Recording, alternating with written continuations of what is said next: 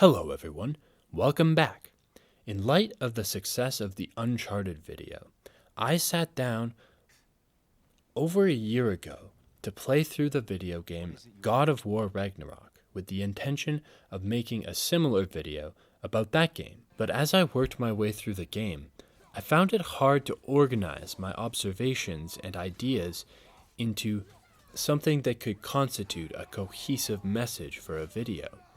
This game is all over the place with its themes and characters, with entire scenes and conversations that seem cool or even momentous in themselves, but awkward to connect to the broader story.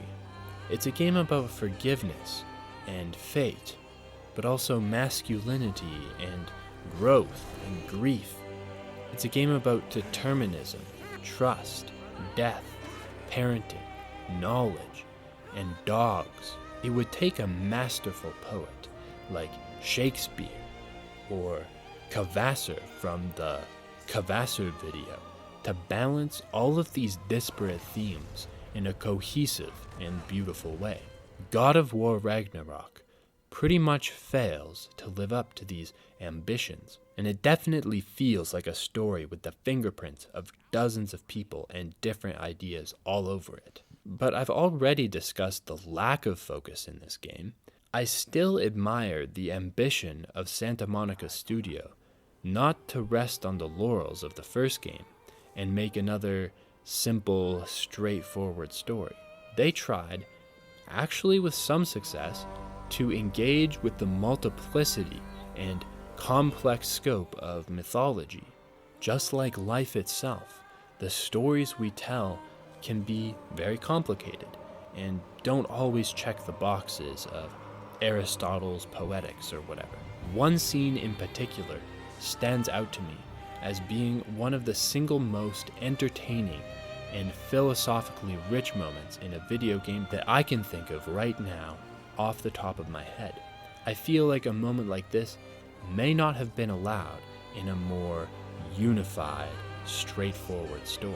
In my opinion, this scene deserves a video in itself, and that's what this is.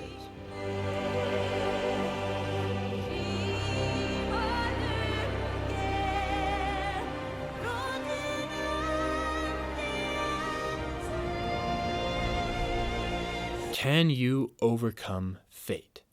This is one of several guiding questions for the main characters in God of War Ragnarök. Atreus wants to delve headlong into his fate in the beginning of the game, particularly with respect to the narratively significant role that the Loki moniker implies in the prophecies, while the characters around him advise caution. When he finds out that his story is going to lead to the death of his father, then he wants to overturn his destiny. Kratos struggles from the opening scene with the burden of his violent past.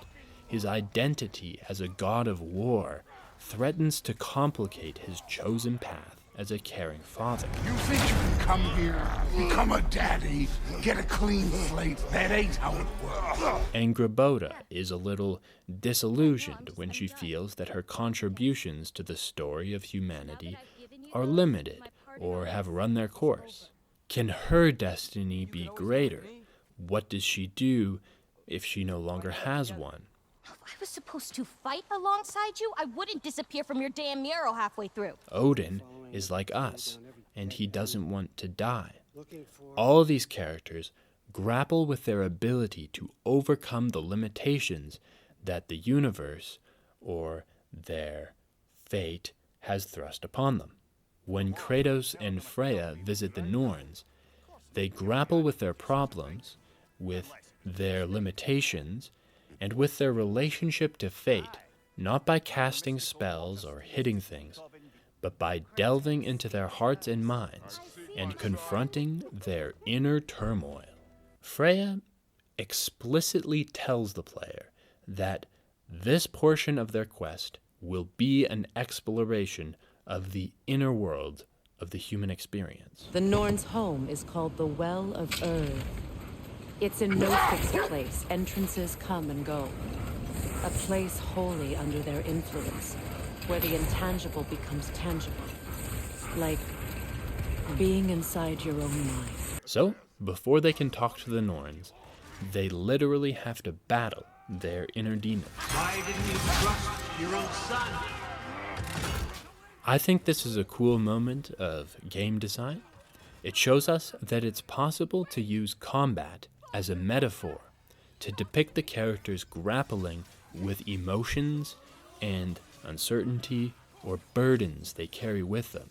It doesn't just have to be meaningless, random monsters that spawn because it's a video game. Fighting enemies, in my opinion, should contribute to character conflict and growth when possible.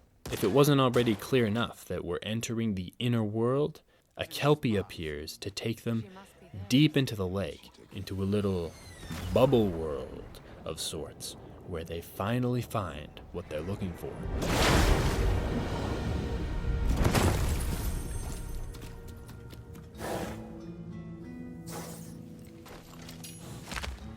Kratos, Freya, and Mimir's head.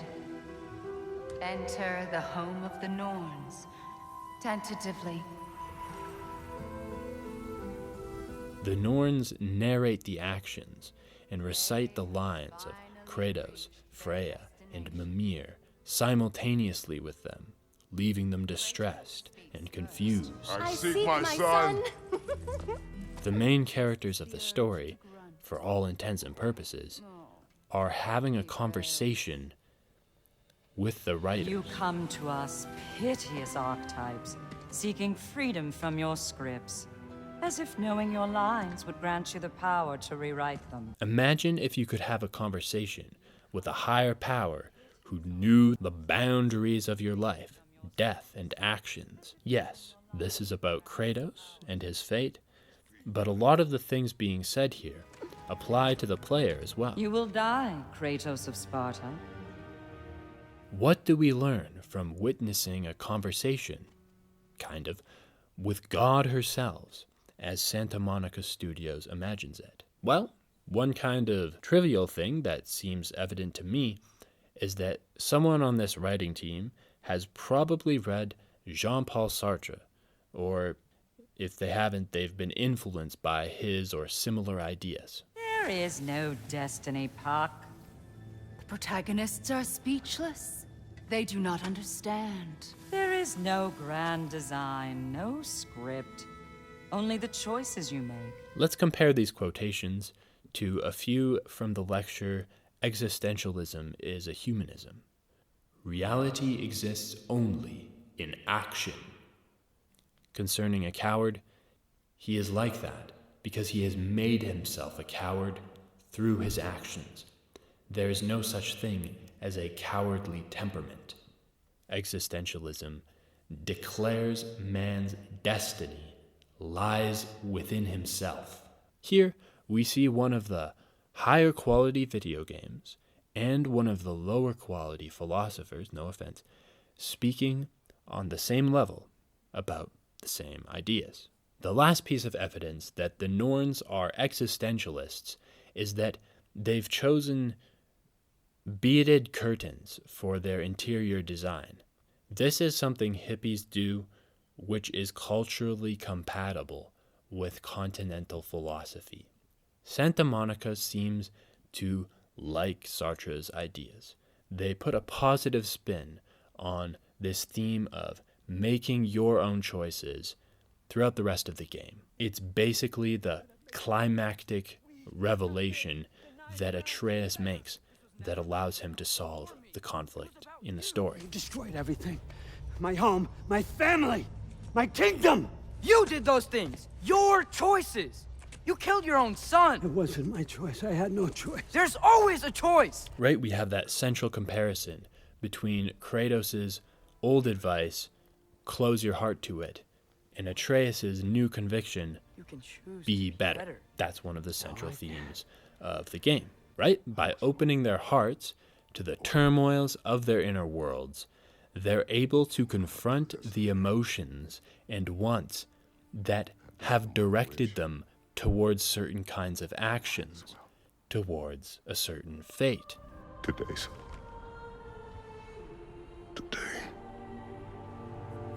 better.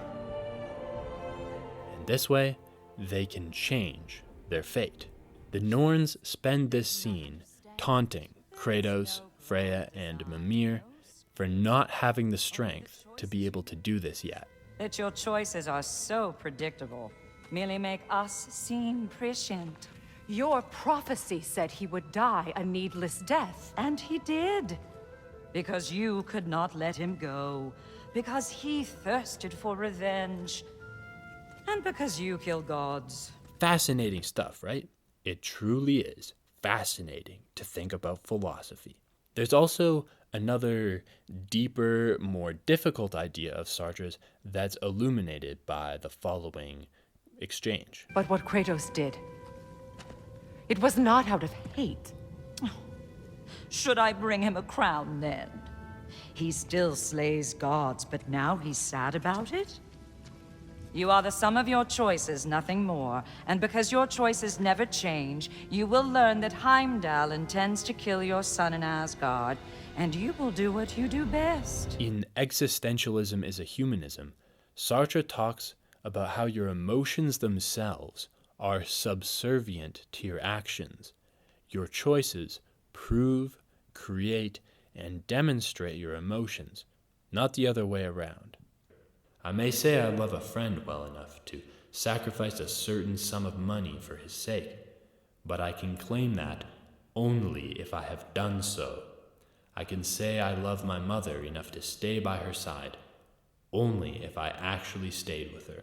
The only way I can measure the strength of this affection is precisely by performing an action that confirms and defines it. Or, there is no love other than the deeds of love.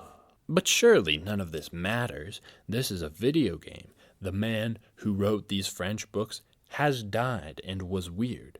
So, who gives a phooey? Well, it's my belief that the deterministic doctrine of the English-speaking world has poisoned the imaginations of all people so that they calculate politically significant problems and activities according to the so-called logical or game theoretical boundaries. When analysts talk about Russia wanting Ukraine or America wanting Canada, only by appealing to strategic considerations like national security or access to resources, as though decisions followed like dominoes from certain vaguely construed pre-existing circumstances, they blind themselves to the psychological factors that dominate the decisions not just of world leaders, but of every human being.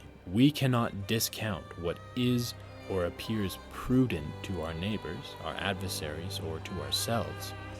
Game theory is important, and people can be led towards certain patterns of acting, which look like fates for many reasons very often, but we also cannot discount the spontaneity of their and potentially our choices and our actions in the world.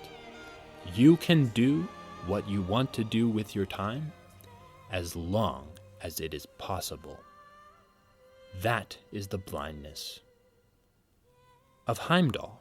Speaking of villains, the next video about God of War Ragnarök will concern the villainous character Odin.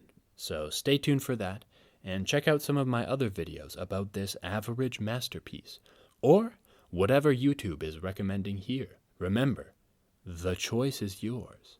Nothing is fated. Only you can decide the destiny of the next 15 minutes of your life.